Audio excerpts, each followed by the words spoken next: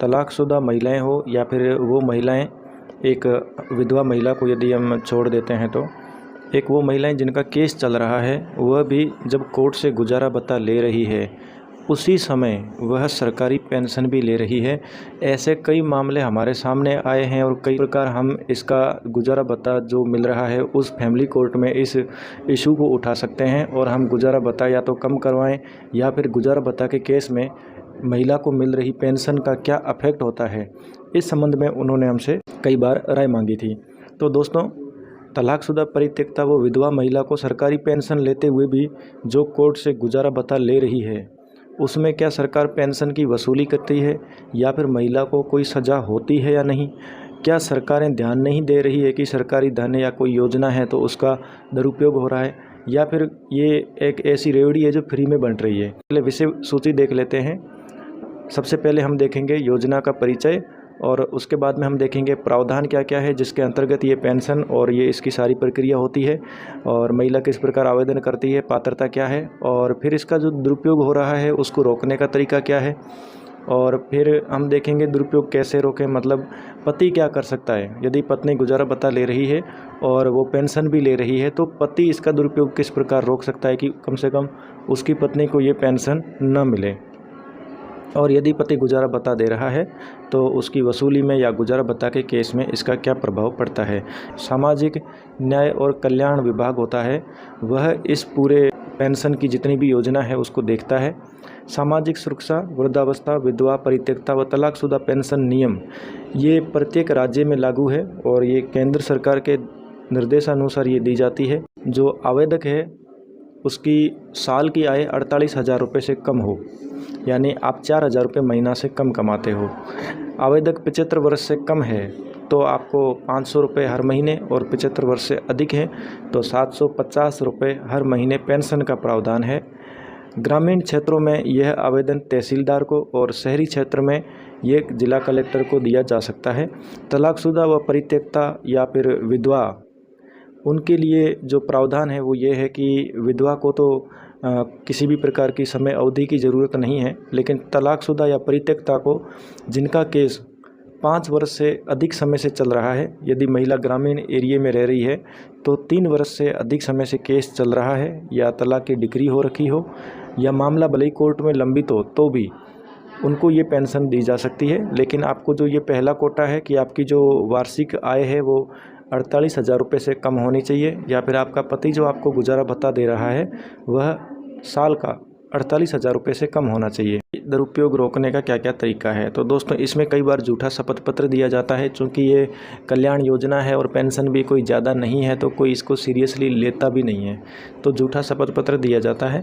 दूसरा, आय छिपा दी जाती है। कई महिलाएं ऐसी है जिनकी आय तो वास्तव में है लेकिन उनकी आय कहीं भी शो नहीं है, इसलिए वो आय छिपा करके झूठा शपथ पत्र देती है और कोई वेरिफिकेशन इतना होता नहीं है,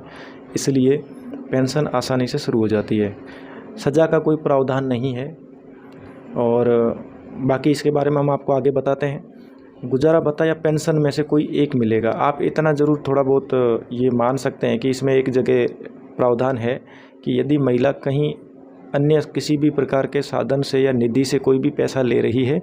तो वो इस योजना के अंतर्गत किसी भी प्रकार का लाभ लेने के लिए अपात्र होगी।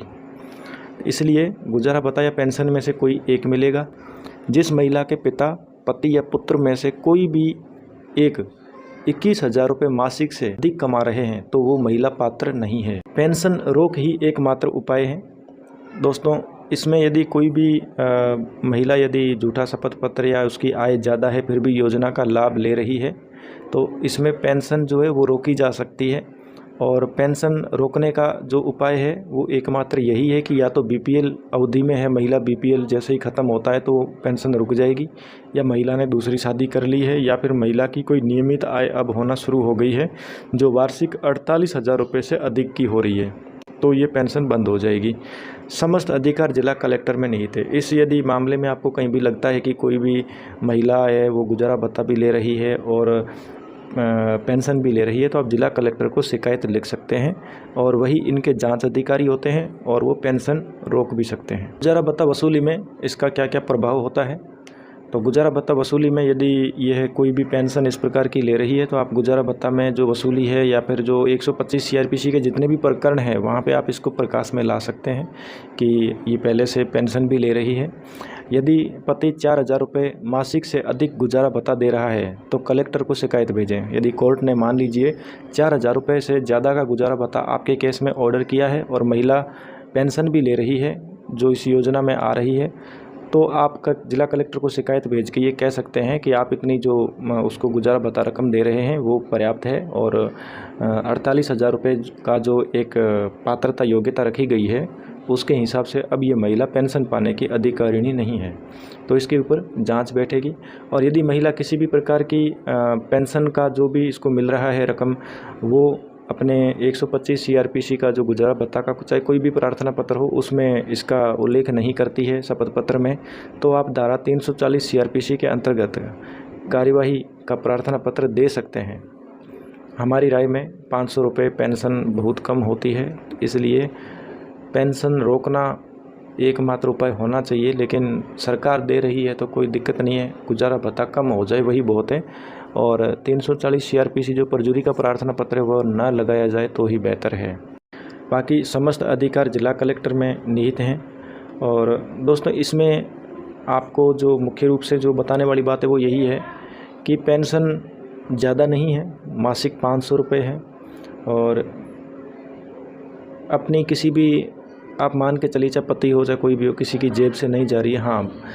हम इतना कह सकते हैं कि भारत के एक जागरूक नागरिक होने के नाते यदि महिला 4,000 रुपये से अधिक का भरण पोषण प्राप्त कर रही है तो इसको पेंशन को बंद किया जाना चाहिए। इसके लिए हम ज़रूर प्रार्थना पत्र जिला कलेक्टर को देना चाहिए और वो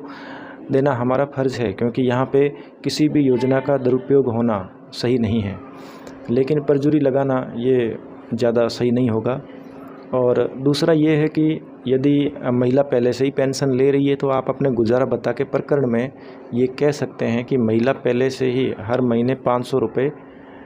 पेंशन के रूप में ले रही है जो इस योजना के अंतर्गत महिला को दिया जा रहा है। हमारा ये थोड़ा सा कोशिश था कि आपको नॉलेज में ऐसी जानकारी होनी चाहिए जहाँ पर भी महिला को गुजारा भत्ता जा रहा है और आपको कहीं भी फ़ायदा होता दिख रहा हो तो आपको इस जानकारी को पता होना चाहिए, आपको ये जानकारी पता होनी चाहिए। दोस्तों अगली वीडियो में हम फिर आपको कोई नई जानकारी देंगे, तब तक के लिए चैनल को सब्सक्राइब कीजिए और वीडियो पसंद आया है तो लाइक बटन अवश्य दबाइए।